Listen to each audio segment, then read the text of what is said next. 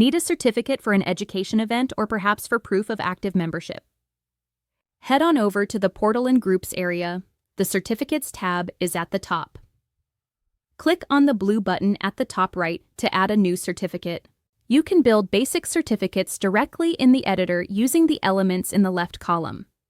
Simply drag elements over onto the certificate and then click on them while you're on the certificate to edit them.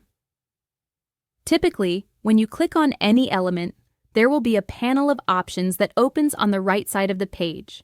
To add personalized text to the certificate, like for someone's name or the course title, add a text field to the certificate, then double-click on it, which will highlight all of the text in that element. While the text is highlighted, click the icon at the top for the custom variables. That will provide you with a drop-down where you can select what you would like to put in that spot. Any field from your database can be inserted onto a certificate. Here's a pro tip if you want to create certificates that are fancier.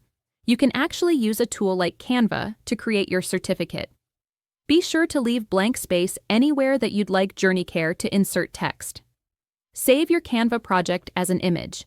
Then upload that image as the background image on your certificate.